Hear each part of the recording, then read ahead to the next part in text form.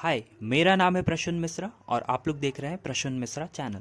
तो आज हम लोग बात करने वाले हैं यूनिट 2 सॉल्यूशंस के बारे में, जो क्लास 12 का एक इम्पॉर्टेंट चैप्टर होता है। अब मैं आपको ये बेसिक इन्फो देना चाहूँगा कि आप लोग पहले से इस चैप्टर को रीड कर लिए हों या फिर कहीं ट्यूशन या कॉलेजेस में पढ़ रखे हों तो आपके लिए बेहतर होगा, बिकॉज हम आपको आज मैं मेरे नोट से पढ़ाने वाला हूँ। चलिए तो स्टार्ट करते हैं हमारा सॉल्यूशंस चैप्टर। देखिए, सबसे पहले सॉल्यूशंस आया है। सॉल्यूशन एक मिक्सचर होता है। आप ये जान लो कि ये एक मिक्सचर है, ये कोई भी मिक्सचर है, ये कंपाउंड नहीं है। तो यहाँ पे हम बात करने वाले हैं मिक्सचर्स के बारे में। तो ऐसे हम लोग यहाँ पे ऐसे प्रोडक्ट्स को कंसिडर करेंगे जो नॉन रिएक्टिंग हो, ठीक है। तो यहाँ पे हम लोग सॉल्यूट एंड सॉल्वेंट ऐसे कंसिडर करेंगे, ऐसे मानने वाले हैं जो कि नॉन रिएक्टिंग होने वाले, ठीक है। तो आते हैं हम लोग डेफिनेशन पे सॉल्यूशन का। तो द होमोजेनस मिक्सचर, सबसे पहले बात कर लेते हैं होमोजेनस मिक्सचर क्या होता है। तो उससे पहले आपको ये वर्ड होमोजेनस का मतलब समझ में आना चाहिए। तो होमोजेनस क्या है? तो homogeneous a state where solute particles does not visible in solution, ठीक है। तो ये एक ऐसा स्टेट होता है मिक्सचर का जिसमें आपको सल्यूट पार्टिकल्स सॉल्यूशन में विजिबल नहीं होते हैं, यानी दिखाई नहीं दे रहे होते हैं। तो आते हैं हम लोग सॉल्यूशन। तो सॉल्यूशन में हम लोग यहाँ पे container A, container B and container B ही इसको कंसिडर करेंगे। तो यहाँ पे देखिए, कंटेनर ए में हम अपन लोग क्या करे हैं, सल्यूट पार्टिकल को लिए हैं, एंड कंटेनर बी में सॉल्वेंट को लिए हुए। आप सॉल्यूट एंड सॉल्वेंट में बहुत सारे बच्चे को डिफिकल्टीज आती है, तो आप ये बेसिक इन्फो ध्यान में रखो। हालांकि आप शुगर एंड वाटर का मिक्सचर में आप सॉल्यूशन में इजीली आप वहां पे पता कर सकते हो सॉल्यूट और सॉल्यूशन कौन है ना, due to state, solid state and liquid state. But आपको ये पता होना चाहिए कि सॉल्यूशन जब भी हम लोग बात कर रहे हो तो उसमें सॉल्यूट और सॉल्वेंट जब भी हम लोग बात करेंगे तो वहां पे हम लोग ये ध्यान रखेंगे कि सॉल्वेंट जो होता है वो हमेशा ग्रेटर वॉल्यूम का होता है एंड सल्यूट जो होता है वो हमेशा लेसर वॉल्यूम में प्रेजेंट होता है, समझे। चलिए आगे बढ़ते हैं, हम लोग बात कर लेते हैं डेफिनेशन पे। The homogeneous mixture of two और more non reacting substances as I consider, हम पहले भी बता चुके हैं कि नॉन रिएक्टिंग सब्सटेंसेस होना चाहिए, वो दो या दो से अधिक भी हो सकता है, और होमोजेनस मिक्सचर भी होना चाहिए।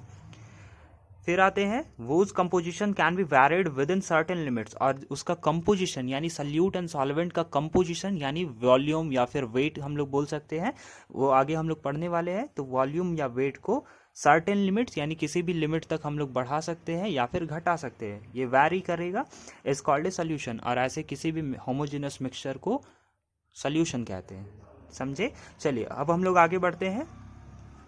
एक बेसिक एग्जांपल है 5 ग्राम NaCl हम लोग लिए हुए हैं। यहाँ पे ग्राम जब भी आप सॉल्यूशन चैप्टर में पढ़ रहे हो तो यहाँ पे ग्राम हम, यहाँ पे एक बेसिक एग्जांपल है 5 gram of NaCl and 100 millilitre of water. तो इस दोनों को मिलाने से क्या बनेगा, सॉल्यूशन बन जा रहा है। तो यहाँ पे आप देख सकते हो, हम पहले भी आपको बता चुके हैं कि जो भी सॉल्यूट और सॉल्वेंट में जो भी लेस वॉल्यूम में होगा या फिर लेस वेट में होगा तो वो हमेशा सॉल्यूट होने वाला है। एंड अगेन दूसरा जो ग्रेटर इन वॉल्यूम होने वाला है या फिर ग्रेटर इन वेट होने वाला है वो हमेशा सॉल्वेंट होगा, और इन दोनों के मिक्सचर को हम लोग सॉल्यूशन कहते हैं।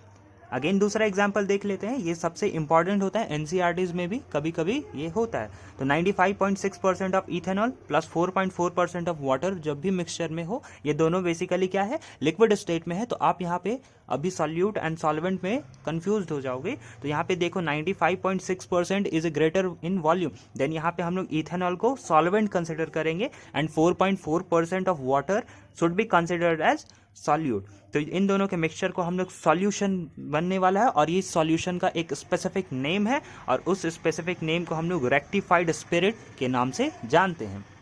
तो हम लोग बात कर रहे हैं टाइप्स ऑफ सॉल्यूशंस का। तो टाइप्स ऑफ सॉल्यूशन यहाँ पे हम लोग सॉल्यूट और सॉल्वेंट के फिजिकल स्टेट के आधार पे हम लोग अलग अलग भागों में बांटेंगे। तो सबसे पहले हम लोग solvent totally solid, solid and solid consider कर लिए हैं। अब हम लोग आते हैं जब सॉलिड इन सॉलिड, देन ये हो जाएगा solid solution. Liquid in solid, तो ये हो जाएगा liquid in liquid solution.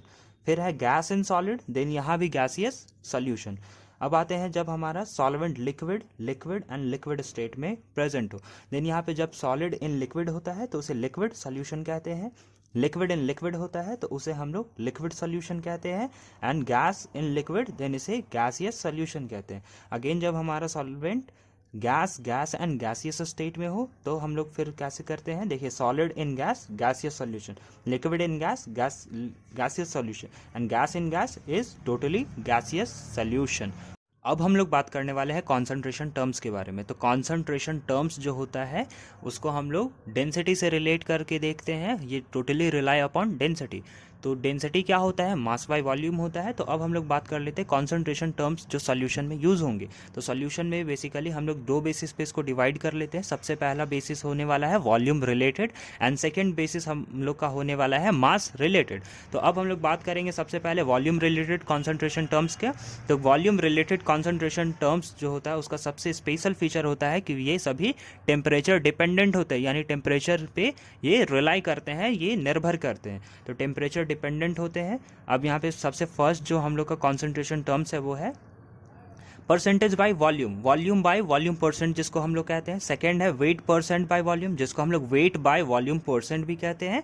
Third है मोलारिटी एंड फोर्थ है नॉर्मैलिटी। तो ये सभी क्या है, टेम्परेचर डिपेंडेंट है, ये बात आप याद रखिएगा।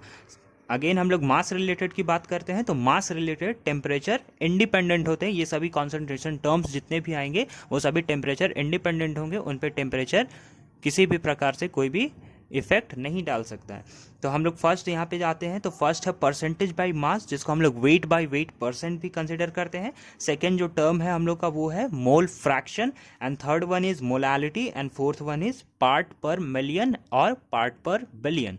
ठीक है, आज का लेक्चर यहीं पे ख़त्म होता है। तो पढ़ाई करते रहें। All the very best.